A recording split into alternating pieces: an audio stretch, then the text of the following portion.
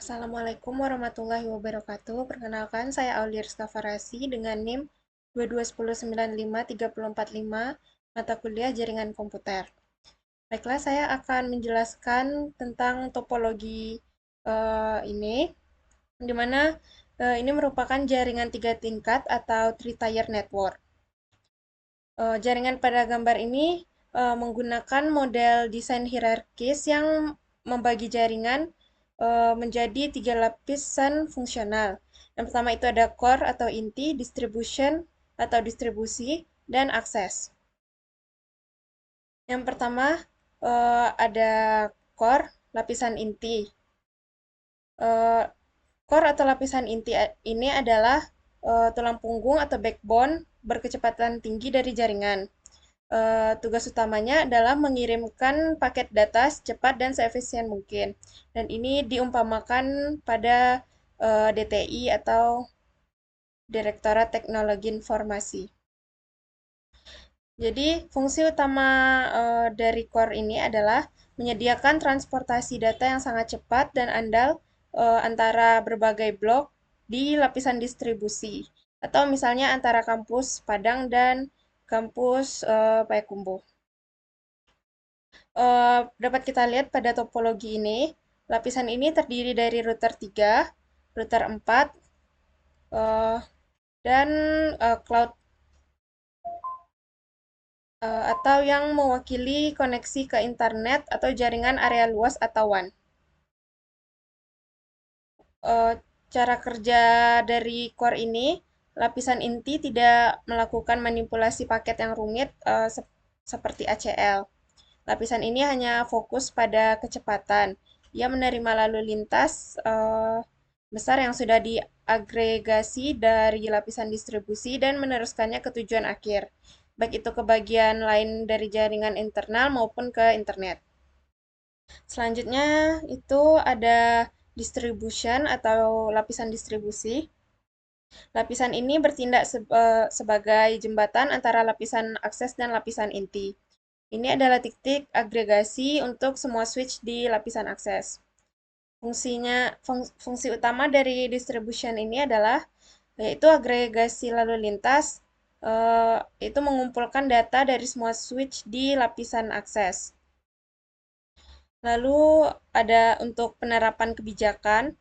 Ya, di sini maka akan diaturlah jaringan seperti Access Control List atau ACLS untuk keamanan dan routing antar VLAN atau inter VLAN routing. Selanjutnya digunakan untuk redundansi dan ketersediaan.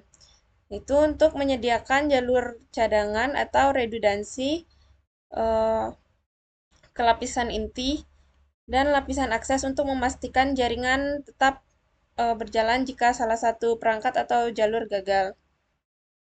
Lapisan ini, pada topologi ini, lapisan ini mencakup multi-layer switch ini dan kita ibaratkan sebagai unan yang dipadang. Lalu ada multi-layer switch juga, unan Payakumbuh, serta Departemen Teknik Elektro, lalu Teknik Lingkungan. Garis putus-putus yang saling terhubung antar switch distribusi ini menunjukkan koneksi redundan untuk keandalan tinggi. Jika satu switch di unan padang mati, lalu lintas masih bisa dialihkan melalui switch lainnya. Selanjutnya itu ada akses.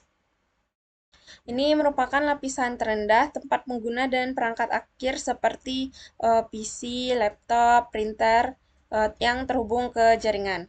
Fungsi utama dari akses ini adalah memberikan konektivitas jaringan langsung ke perangkat pengguna.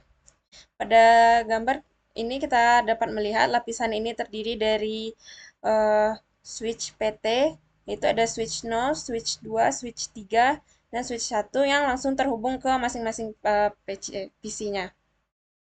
Untuk cara kerjanya, itu switch di lapisan ini menerima data dari PC dan meneruskannya ke lapisan di atasnya atau lapisan distribusi. Fungsi lain di lapisan ini biasanya mencakup keamanan port dasar dan segmentasi jaringan melalui VLAN. Selanjutnya itu alur untuk kerja keseluruhannya. Secara sederhananya, ketika sebuah PC 0 di lapisan akses mengirim data, maka switch akses atau switch 0 menerimanya dan mengirimkannya ke atas ke switch yang distribusi. Misalnya ada di multilayer switch 6 ini yang berada di teknik elektro. Lalu switch distribusi menerapkan kebijakan yang relevan atau misalnya memeriksa apakah p-channel diizinkan berbicara dengan tujuan dan meneruskan data ke lapisan inti. Selanjutnya eh, akan diteruskan ke router inti, router 3 atau router 4 untuk menerima data dengan cepat dan mengirimkannya ke tujuan, baik itu ke kampus lain atau melalui router inti lainnya atau ke internet cloud null. Sekian penjelasan yang dapat saya jelaskan. Apabila ada kesalahan, mohon dimaafkan. Assalamualaikum warahmatullahi wabarakatuh.